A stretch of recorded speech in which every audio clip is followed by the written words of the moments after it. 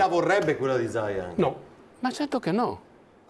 Ma sta No, nelle nel senso regole, che se c'è la mia lista del candidato presidente, Cioè ci sono da quante quando liste c'è civiche, questa- noi abbiamo la necessità di fare un risultato importante come Lega. Lista Zaia, no grazie, dice come sempre senza lasciare spazio a interpretazioni Roberto Bulldog Marcato, ospite nel ring di Ferdinando Avarino, una risposta che di primo acchitto può sembrare shock, ma che l'assessore leghista, dato anche tra i papabili candidati presidenti, subito argomenta. Dopo la batosta alle città capoluogo di provincia, alle politiche, alle europee.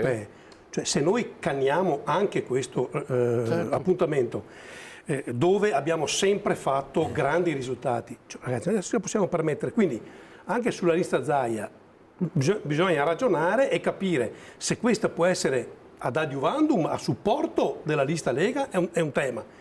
Ma se mi svuota la lista Lega siamo già in difficoltà. Il voto leghista non si può quindi disperdere, anche perché il Carroccio non vive la sua stagione migliore con i Fratelli d'Italia che già hanno superato a destra. Questo, secondo il marcato pensiero, avrebbe pure un'altra possibile ricaduta. Se dovessimo fare oggi la lista Zaia, io non credo che te la farebbero fare riempiendola di leghisti. No. Non credo.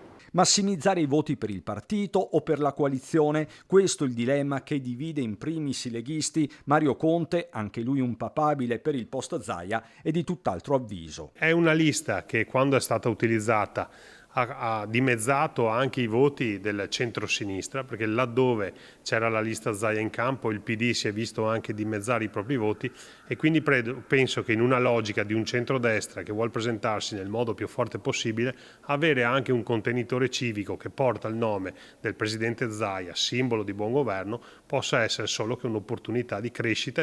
Entra a gamba tesa l'ex leghista, oggi segretario veneziano di Forza Italia, Gianluca Forcolin, per cui il destino di Zaia è legato al suo rapporto con la Meloni. Forcolin porta il ragionamento all'estremo. Oggi dire che loro strappano o lui strappa per rivendicare e appoggiare un candidato che non è lui, perché certo che non è lui, con una propria lista, vuol dire la morte politica di Luca Zaia da oggi al suo futuro. Io credo che non sia così sciocco da fare una mossa del genere.